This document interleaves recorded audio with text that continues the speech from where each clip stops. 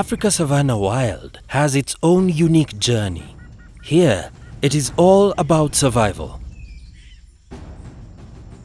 Either you are the predator, the prey, or the scavenger. I would say vultures are awesome, because one thing, without them, we would have a lot of disasters, like health disasters. We have been seriously concerned about the dramatic decline in vulture populations, not just in Nigeria, but in the whole of West Africa.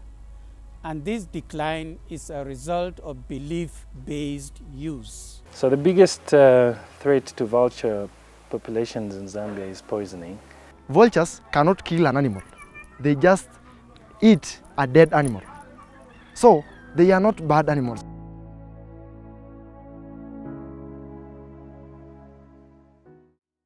Among the scavengers, vultures are possibly one of the most majestic and awe-inspiring creatures who are often misunderstood. They are poorly associated with nefarious activities when actually they probably do mankind one of the biggest favors on earth.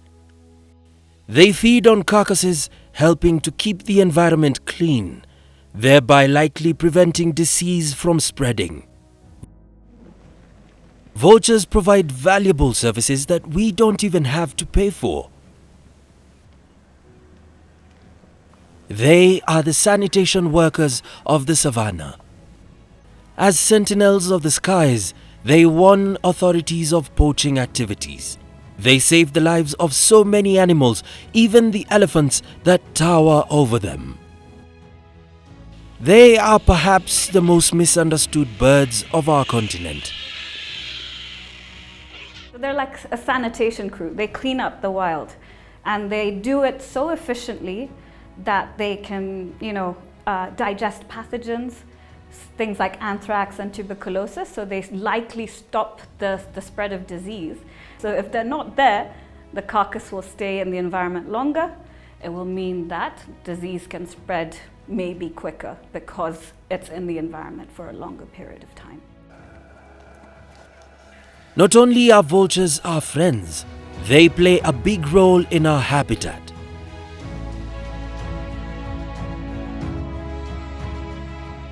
Then why are we driving them towards extinction? Across Africa, vulture populations have drastically reduced by up to 97% in some instances due to various factors. Major threats include poisoning, accounting for about 61% of vulture deaths. Belief-based use, where vulture parts are used for traditional medicine, accounting for 29%. And electrocutions and collision with energy infrastructure, accounting for about 9% of vulture mortalities and 1% due to other causes.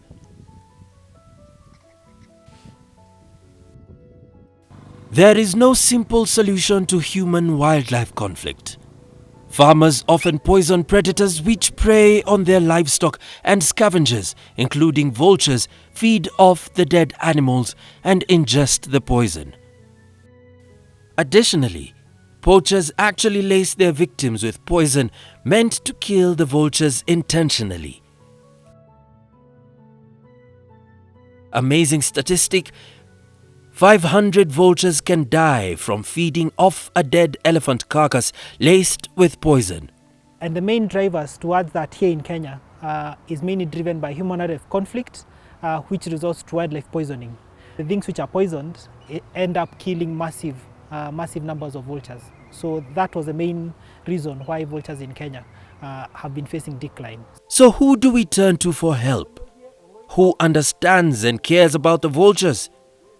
Yes, and it's not just caring about vultures or birds or even animals. It's about caring for our communities, for the delicate balance of nature, for our future generations. Tumeeneza hii mambo ya hiyo sumu ambayo ilikuwa imekuja kwa muda mfupi ikaua wanyama sana. Hiyo sumu tumeambia ni hatari, ilikuwa ni hatari kwa wanyama pia kwa maboma. In East Africa, the main threats to vultures are poisoning, electrocution, and collisions with energy infrastructure. Already there have been signs of success, but there is more work to be done.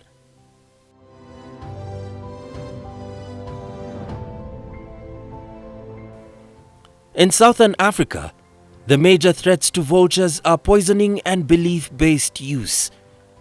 Around 500,000 hectares of land in South Africa, Zambia and Zimbabwe have been designated as vulture safe zones or VSZs.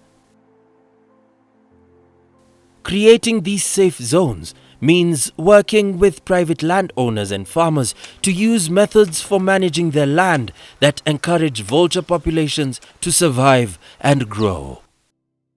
Vulture safe zones are mainly areas that are freed from harmful threats. So we ensure that an area is free of poisonous substances that could kill vultures, but also other indirect threats. We are spearheading the development of a national wildlife poisoning response protocol, which is basically a standardized method of responding to incidents of poisoning. In West Africa, the primary threat to vultures is belief-based use. Many communities mistakenly believe vulture body parts have healing and magical powers. Thus, they use the vulture parts in traditional medicine. The Nigerian Conservation Foundation is carrying out a number of initiatives to tackle this threat. Working with traditional healers and institutions, NCF is developing a guide for traditional healers for plant-based alternatives to vulture parts. NCF is also working to raise awareness on importance of vultures in the ecosystem. But for certain species like vultures, direct exploitation is really the major thing right now. And that is the hunting, the poaching of its eggs, the catching it by snares, shooting vultures, and so on, and mostly for ritual purposes. Muna yin na koran aljannu daga jiki. Ya isa? Muna yin magani da su idan an yi wa mutum sihiri. What we want is to be able to say, oh, can we have alternative which is not having animal components? Can we have plant-based alternative? And luckily for us, the trado healers were very receptive to our plans. They even came up with all of these plant-based alternative that we can use to replace vulture. Because the plant, the root, and every other thing we now use, in fact, have 100% medicinal value, more than when we are using the vulture. In North Africa, electrocution is a severe threat to vulture populations. Power lines string across vast areas connecting remote villages with power. Now imagine issues that are coming up on power lines and wind power generation that we have in the country. It end up killing massive numbers of vultures. Vulture habitats are also disappearing because of human development. That cuts their food supply. Poisoning here, as in other regions in Africa, also takes its toll. In Morocco, Grepom opened the Vulture Rehabilitation Center in May 2020 in Jebel Musa. Their most recent victory is the reintroduction of the griffon vulture, which has been missing from the nation as a breeding species for 40 years. To save the vultures, governments and local communities as well as other NGOs must be at the heart of conservation efforts. Anything should not be poisoned, otherwise we will be poisoning everything. So we've really done so much that if the government come in and put some inputs to make sure they close any shop that is contributing any substances used to poison any other thing, the better we will have achieved the best. Yes. So I say poisoning must stop, and we must stop even any chemical that can be used in any way, because it results to poisoning in the other way.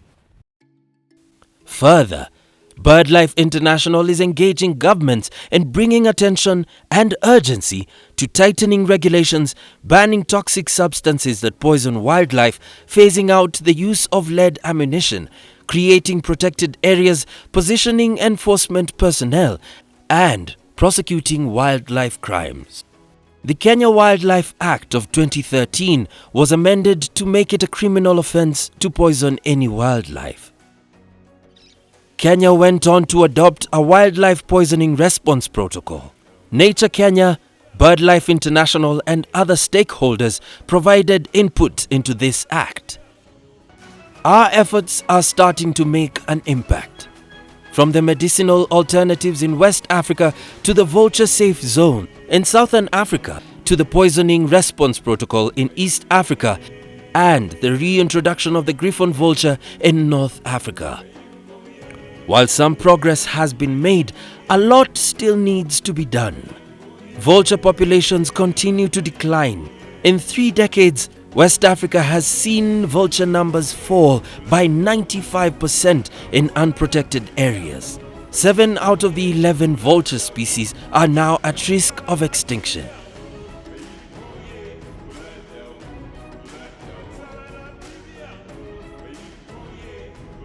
It is not yet time to celebrate.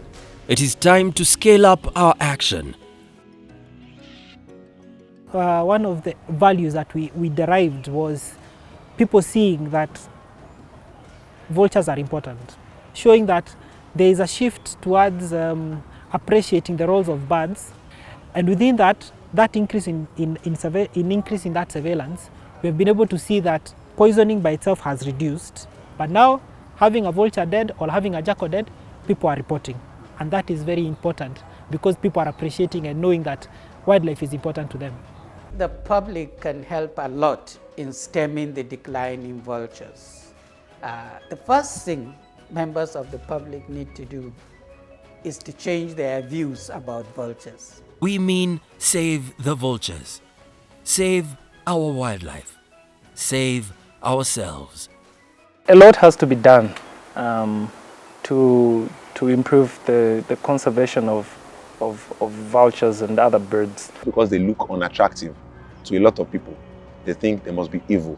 But no, every creature is beautiful in its own right. That will be my message to people practicing such, to find alternatives and let vultures thrive. See beyond the physical appearance. Our scavengers are beautiful, and they are more helpful than most of us realize. Let's conserve them as part of our ecosystem, and because we can, through our compassion and our action. Let us save Africa's vultures.